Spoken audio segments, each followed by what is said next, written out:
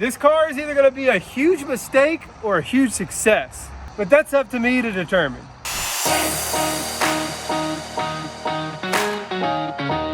This thing is a 2006 model and it is clean as a whistle inside and out. I mean, look at this thing. It was well taken care of. You could tell whoever drove this thing, one, did not have kids, and two, did not drink coffee or soda or probably went through a drive-through ever in their life. Heck, I don't even know if that seat's ever been farted in. It's even had a tune-up done, which nobody ever does on these old 3.0 liters. And these engines are pretty decent, and the transmissions are decent, and the cars in general, I mean, they're okay. It's only got 138,000 miles on it, so it's still got plenty of life. So you can feel it lurch forward, of course.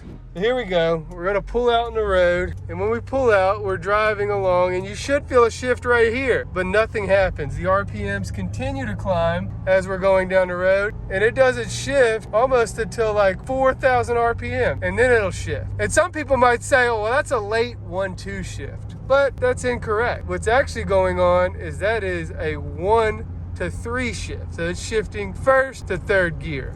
So you'll see what's happening here is when we take off, the computer's actually commanding second gear, but the RPMs aren't changing, which means we're not shifting into second gear. We're still in first gear. Then when the RPMs finally do drop down, you'll see we're now in third gear, which basically means we're missing second gear. We're shifting from first to third gear. So what's going on here, guys, is it's commanding second gear, but second gear isn't happening because of an issue inside the transmission. And we're gonna see if we can get it fixed right now. So while this problem may seem like the transmission's gotta come out for it to be fixed, we're gonna fix it in the car because these Escapes, their transmissions are set up a little differently than a normal transmission. And usually you can fix this problem without even taking the transmission out of the car. Hopefully we can get it done.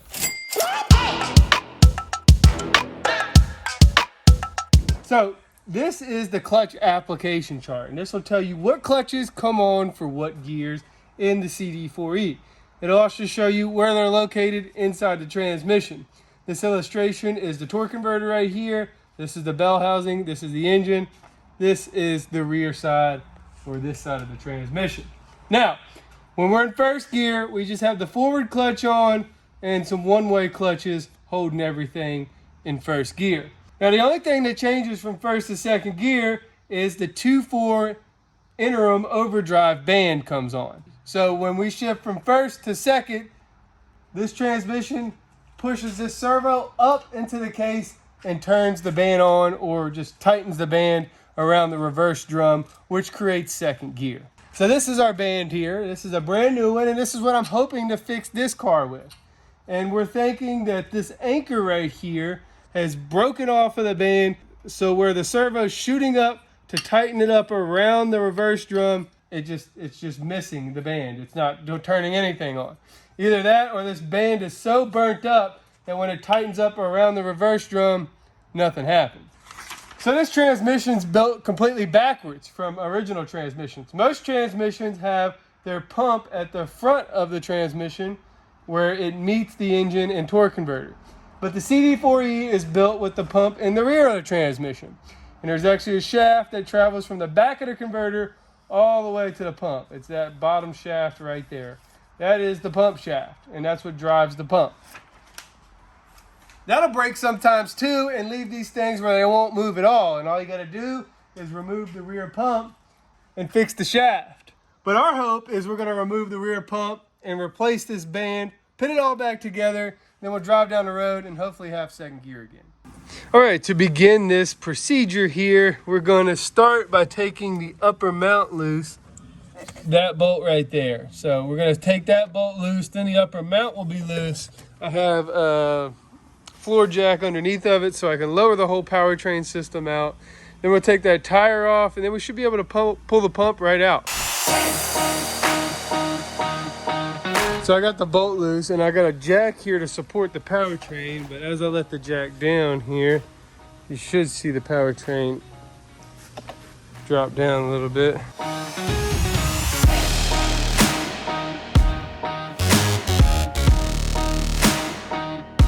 So here's our rear pump right here, and to get it out, first we got to take this cross member down so we can get around the firewall here.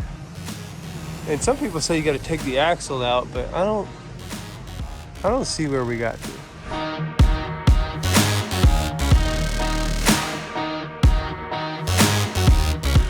Here we go.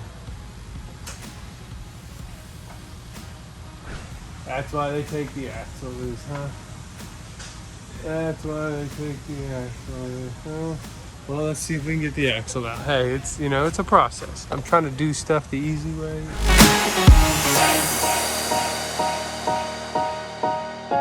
All right, so to get the frame all the way down, we got to get the axle out. To get the axle out, I take the caliper off. Get the caliper off, we got to take the caliper bolts off. See how my job goes? One thing just leads to another. That leads to another.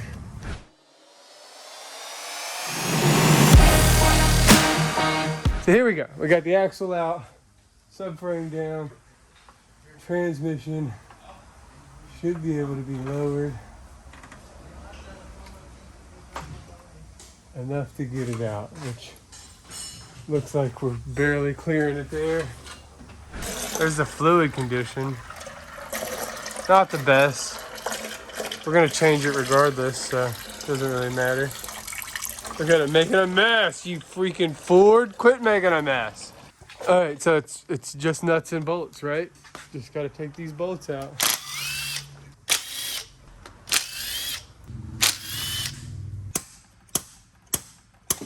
There it goes.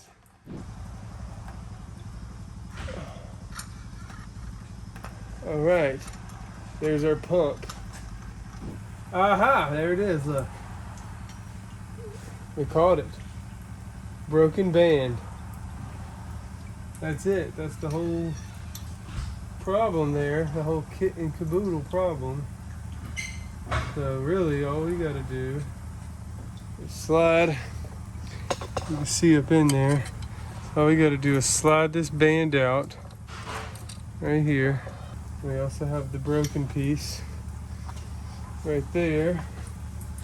Now here's our brand new band, pre-soaked with fluid.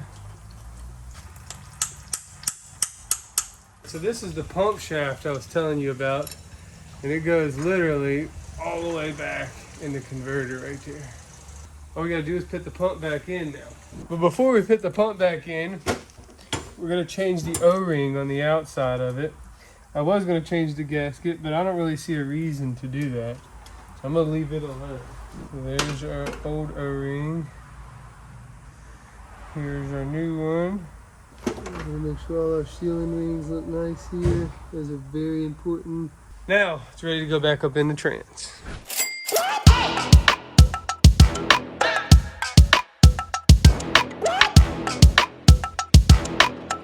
So it looks like I was right. Got a broken band here, and we already got it replaced back in the car, and we managed to not even make that big of a mess. Well, maybe we didn't do that, but we did get it back in the car and we got it back together. Now I can put everything else back together and get this thing ready to drive.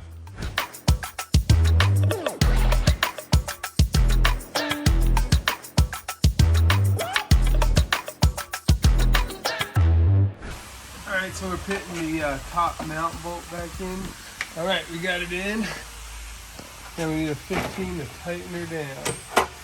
All right, it's time to do the final thing in this repair, which is prevent this from happening again. Now this is a shim for the servo that comes in this Transgo shift kit.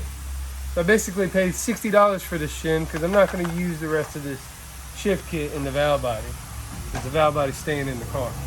So basically this goes in front of the snap ring to kind of push the servo up in the case a little more to give it a little tighter band adjustment.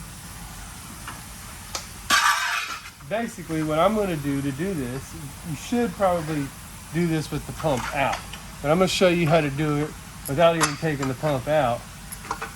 So you got to have all your mounts reattached to do this.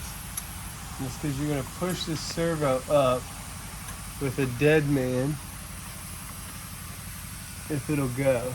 All right, you see how that servo's recessed up in there now? That rusted part, that's the servo. It's recessed up in there. Now we can get that snap ring out. Ow. All right, the snap ring out, we can swap it around, maybe, yeah, with the shim. Stick the shim up in there. Now we get the snap ring back up in there. All right, now we just let our, and then the servo will come back down. And now it's in there. So that's our band adjustment. That's basically it. There, guys. And that should prevent this from happening again by making that a little bit of a tighter squeeze so it doesn't have as much room to bounce around in there and break off again like it did. And that's all that was wrong with it. So let's drive it, see how it works now. It should have all 4 gears and drive great. Here we go.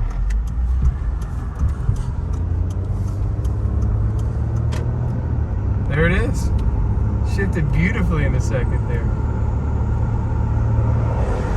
Third.